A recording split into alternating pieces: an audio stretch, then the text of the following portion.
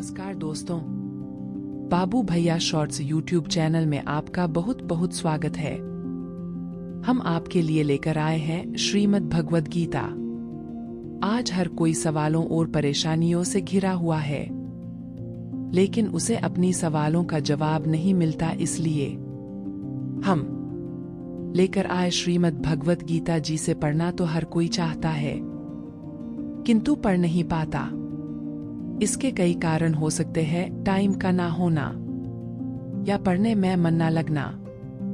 इसलिए हम लेकर आए हैं YouTube पर पहली बार ऑडियो फॉर्मेट में श्रीमद् भगवद गीता। इसे बनाने में जितनी खुशी हमें हो रही है, हमें पता है कि आप भी इसे सुनने के लिए उतने ही बेकरार हैं। जी हाँ, यह है श्रीमद् भगवद गीता।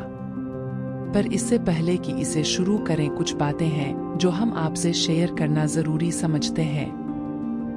यह बात तो हम सभी को मालूम है कि भगवान यानी परमात्मा एक ही है, पर उन्हें न पहचानने के कारण, न जानने के कारण इस बात को मानते नहीं हैं।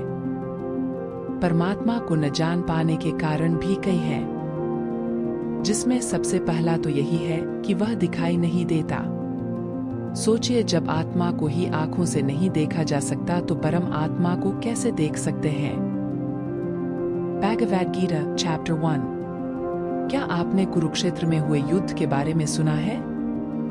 कहते धर्म स्थापना के लिए लड़े गए उस युद्ध में इतने लोगों की जान गई थी कि वहां की मिट्टी रक्त से लाल हो गई थी। क्या आप जानते हैं कि युद्ध से होने वाले विनाश के बारे में सोचकर जब राजकुमार अर्जुन को दुहक और मोह ने घेर लिया था, तब श्री कृष्ण ने उनसे क्या कहा था? आखिर क्यों लड़ा गया था वो युद्ध? क्या उद्देश्य था उसका?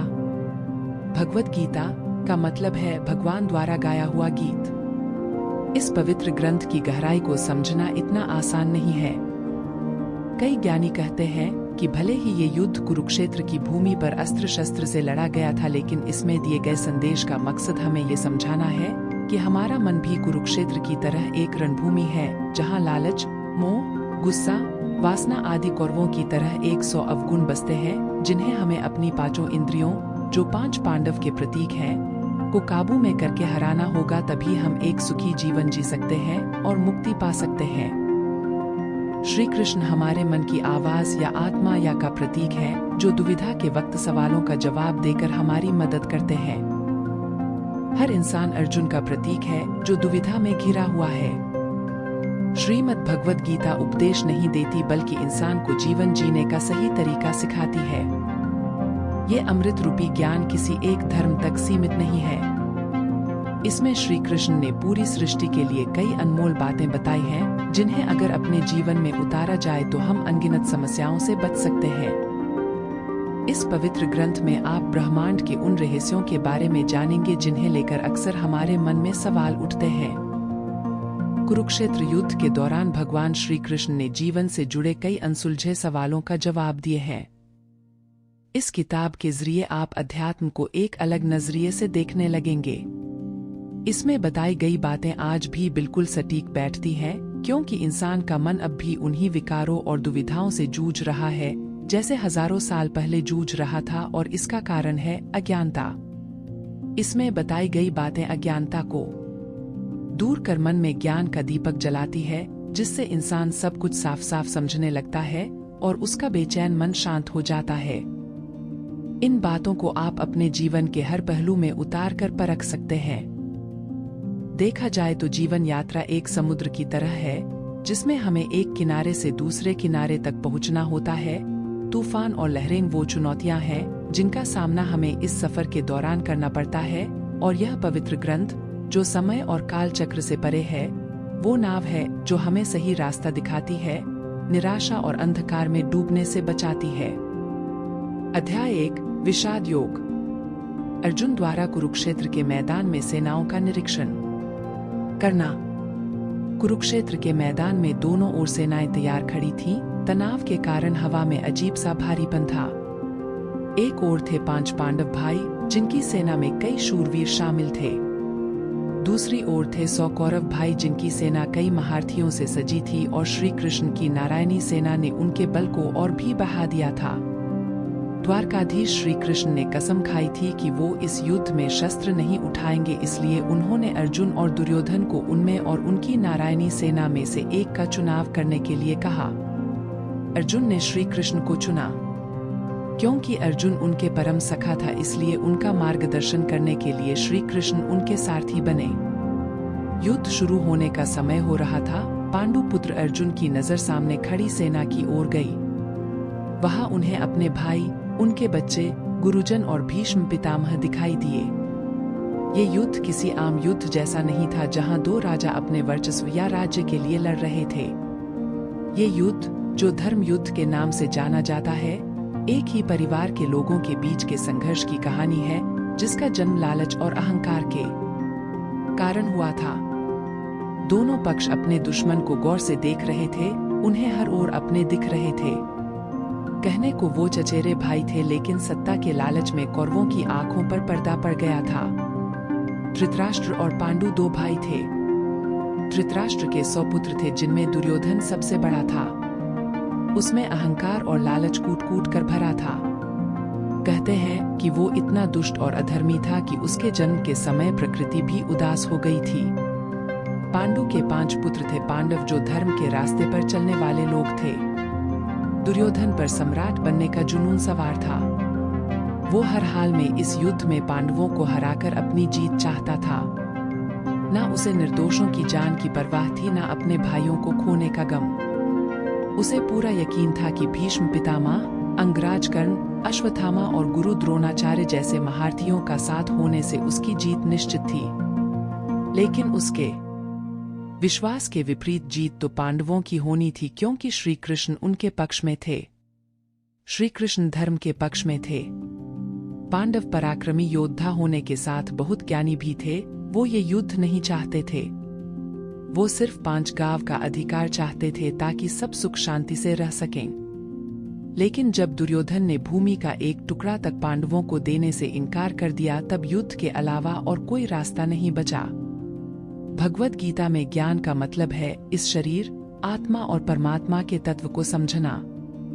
कौरवों की ओर से भीष्म पितामह ने सिंह की तरह गरजकर शंख बजाया। इसके बाद शंख, नगाड़े, ढोल सब एक साथ बज उठे, जिनके आवाज से भयंकर गर्जना हुई। दूसरी ओर सफेद घोड़ों से सजे अलौकिक और दिव्य रथ पर बैठे श्री कृष्ण और अर्जुन ने शंखनाद किया। उनके पक्ष में बाकी भाइयों ने अलग अलग दिव्य शंख बजाए। उन सभी के शंख की गूंज से धरती और आकाश दोनों कांप उठे। जैसे जैसे रथ आगे बढ़ने लगा, सामने अपने लोगों को देखकर अर्जुन का मन गहरे दुहक से भर गया।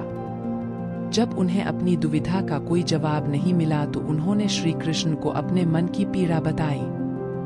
मान्यता के अनुसार कहते हैं कि श्री कृष्ण जी ने समय को रोक दिया था और गीता का ये दिव्य संवाद श्री कृष्ण और अर्जुन के बीच में हुआ था। वहीं महर्षि व्यास ने संजय को दिव्य दृष्टि दी थी, जिसके जरिए वो हस्तिनापुर से कुरुक्षेत्र में हो रही हर घटना को देख सकते, सुन सकते थे। उन्होंने श्री कृष्ण और अर्जुन के बीच हुए इस संवाद और युद्ध का आंखों देखा हाल धृतराष्ट्र को सुनाया। श्री कृष्ण ने अर्जुन के बेचैन मन को शांत करने के लिए उनके हर सवाल का जवाब दिया, और तब ये महान ग्रंथ अस्तित्व में आया। श्लोक 1। अर्जुन ने कहा, हे केशव, मेरे रथ को दोनों सेनाओं के बीच में खड़ा कीजिए। युद्ध क्षेत्र में डटे युद्ध की इच्छा रखने वाले इन योद्धाओं को मैं ठीक से देखना चाहता हूँ कि मुझे किन किन के साथ इस महासंग्राम में युद्ध करना होगा। अर्थ: इस श्लोक में ये बताया गया है कि अर्जुन अपनों को देखकर कमजोर पड़ रहे थे। उनका मन बेचैन हो रहा था और युद्ध शुरू करने से पहले वो देखना चाहते थे कि दुश्मन के रूप में उन्हें किन किन योद्धाओं का सामना करना होगा। एक सच्चा ज्ञानी और दयालु इंसान कभी किसी को तकलीफ और दुहक नहीं पहुंचा सकता। अर्जुन एक महान योद्धा होने के साथ साथ बहुत ज्ञानी भी थे। वो भगवान के सच्चे भक्त और बहुत दयालु थे। उनमें अपने भाई और परिवार से युद्ध करने की कोई इच्छा नहीं थी। वो किसी की हत्या करने में विश्वास नहीं करते थे। इसलिए युद्ध के परिणाम को सोचकर उनका मन दुहक से भरा हुआ था। इसी तरह जीवन के संघर्ष में हमारा सामना जब किसी कठिन परिस्थिति से होता है, तो हम घबरा जाते हैं, डर जाते हैं। उस उस वक्त हमें भी रुककर उस समस्या या परिस्थिति को गौर से देखना चाहिए और समझना चाहिए कि हमारा सामना किस तरह की चुनौतियों से होने वाला है। ऐसा करने से हम खुद को उससे लड़ने के अनुरूप तैयार कर पाएंगे। श्लोक 2। अर्जुन ने कहा, हे कृष्ण, यहाँ तो सभी मेरे अपने हैं, कैसे बहाऊं मैं इनका रक्त? नहीं माधव, ये मुझसे नहीं होगा। अपनों को देखकर मेरा मन कमजोर पड़ रहा है, मुहर सूखा जा रहा है और शरीर कांप रहा है। मेरा गांडीव धनुष मेरे हाथ से छूट रहा है। शायद मैं अब खड़ा होने में भी सक्षम नहीं हूं। मैं खुद को भूलता जा रहा हूं, मेरा मन भ्रमित हो रहा है। अर्थ। अर्जुन को शारीरिक पीड़ा इसलिए महसूस हो रही थी क्योंकि युद्ध करना उनकी विचारधारा के खिलाफ था। अपनों के मोह के कारण उनके मन पर भ्रम का पर्दा पड़ गया था और मन कमजोर होने लगा था। उन्हें इतने गहरे दुहक का अनुभव हुआ कि उनके आंसू छलक पड़े। अच्छे और बुरे विचारों की जंग में जिन लोगों के मन में अच्छे विचार ज्यादा बसते हैं, उन लोगों को दौलत, सत्ता, सिंहासन का मोह नहीं होता। इन चीजों के बजाय वो हर इंसान के जीवन को कीमती समझते हैं। यहाँ उनके शारीरिक लक्षण उनकी कमजोरी को नहीं बल्कि उनके दिल की कोमलता और दया को दिखाते हैं। जीवन में भी यही होता है, जब हमारे मन के विपरीत कुछ होता है तो उसे स्वीकार करना बहुत मुश्किल लगने लगता है। जब इंसान दुहक और निराशा से घिर जाता है तो उसके मन में कई सवाल उठने लगते हैं। सामने रुकावटों को देखकर उसका मन कमजोर पड़ने लगता है। निराशाजनक और संकट से भरी स्थिति का सामना करते वक्त हम घबराकर हार मान लेते हैं। अज्ञानता के कारण हमारी बुद्धि भ्रमित हो जाती है। श्लोक 3। मैं, हे केशव, मैं युद्ध के बुरे परिणाम देख रहा हूं। युद्ध अपनों को मारकर हमारा कल्याण कैसे हो सकता है? मैं इस तरह ना तो जीत पाना चाहता हूं, ना राज्य और ना संसार के सुख। अगर मुझे तीनों लोक भी दे दिए जाए तब भी मैं किसी को मारना नहीं चाहूंगा, तो फिर स्वर्ग के सामने धरती पर इस छोटे से राज्य की कीमत ही क्या है? अर्थ। अर्जुन के मन में रह रह कर ख्याल आ रहा था कि इस युद्ध से मैं क्या पाऊंगा और क्या खो दूंगा। क्या किसी को मारकर हासिल की गई जीत खुशी दे सकती है? क्या किसी को दुहक देकर इंसान सुखी हो सकता है? चाहे आप भगवान के अस्तित्व में विश्वास करें या ना करें, लेकिन एक अटल सच ये है कि हर एक्शन का एक रिएक्शन होता है। आप जो भी कर्म करेंगे उसका कोई ना कोई नतीजा तो आपके सामने जरूर आएगा। एक्शन रिएक्शन के इस सिद्धांत को जानने के बाद भी अगर जानबूझकर हम कुछ गलत करते हैं तो हमें शांति का अनुभव नहीं हो सकता। अर्जुन भी इसी तरह अपने कर्म के परिणाम के बारे में सोचकर परेशान हो रहे थे। श्लोक 4।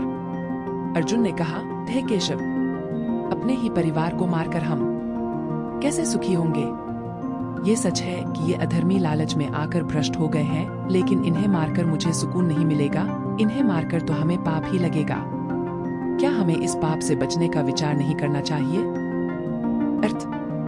यहाँ बताया गया है कि जब इंसान पर कोई चीज पाने का जुनून सवार हो जाता है तो वो अधर्म का रास्ता अपनाने से भी नहीं चूकता। अपने ही भाइयों को मारना, जैसा दुर्योधन करने की योजना बना रहा था, एक ऐसे आदमी के बारे में बताती है जो अपने अंतरात्मा की आवाज नहीं सुनता। अर्जुन ने धर्म और नीति का साथ कभी नहीं छोड़ा, लेकिन दुर्योधन जैसे लोग अपने स्वार्थ के लिए अपनी नीति को बदलने में जरा भी नहीं झिझकते। अर्जुन सोच रहे थे कि किसी की जान लेने जैसा घिनौना काम करने के लिए कोई इतना उतावला कैसे हो सकता है? ये तो महापाप है। क्या लालच ने उन्हें इतना अंधा कर दिया है कि वो अपने ही लोगों के खून के प्यासे हो गए हैं? अर्जुन के मन में विचार आ रहा था कि राज्य पाने के लिए कौरवों को मारने से ज्यादा उचित है कि धर्म का रास्ता अपनाकर उन्हें माफ कर दिया जाए।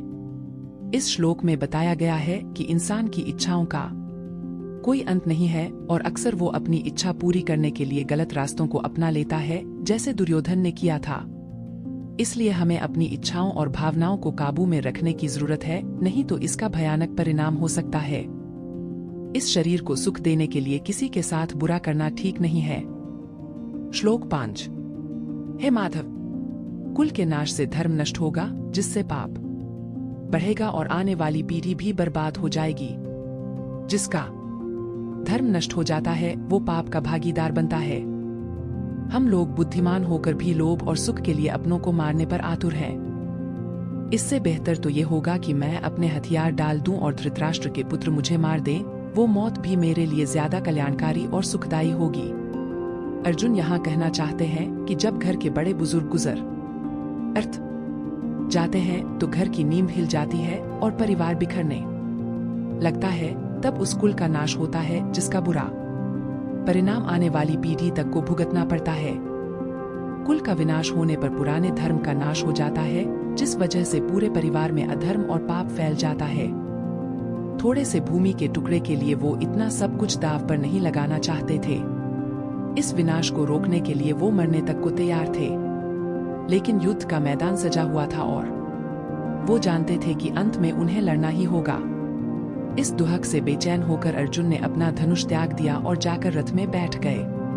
अर्जुन बुद्धिमान थे, लेकिन वो ये भूल गए कि जब पुराने धर्म का गलत इस्तेमाल किया जाने लगे तब उसका नाश करना जरूरी हो जाता है। उसके नाश के बाद ही नए निर्माण की नींव रखी जा सकती है। बदलाव ही प्रकृति का नियम है, इसलिए हमें बदलाव से घबराना नहीं चाहिए।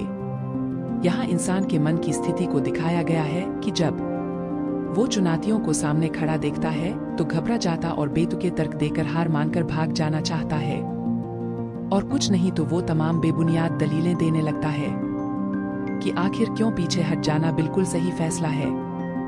उसके सोचने समझने की शक्ति खत्म हो जाती है और वो सही कदम नहीं उठा पाता।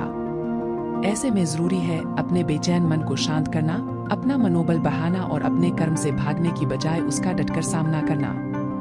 सीख गीता का हर अध्याय हमें कुछ ना कुछ सिखाता है। असल में यह हमारे मन भूमि को जीवन की रणभूमि के साथ जोड़ने का काम करता है। यहाँ अर्जुन के माध्यम से हर इंसान की दुविधा और मन की स्थिति को दिखाया गया है कि जीवन संघर्ष में जब उसका सामना किसी चुनौती से होता है तो उसका मन कैसे सवालों से घिर जाता है और वो अलग अलग बहाने बनाकर उससे भागने की कोशिश करता है।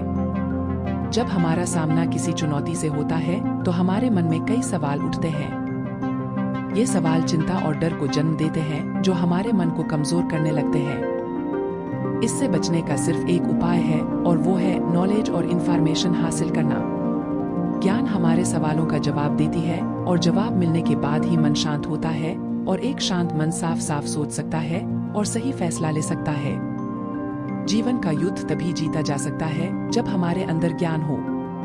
उसके बाद कोई चुनौती कितनी भी बड़ी और मुश्किल क्यों ना हो, ज्ञान के द्वारा विचार साफ हो जाते हैं और हम जान जाते हैं कि क्या करना और कौन सा कदम उठाना है।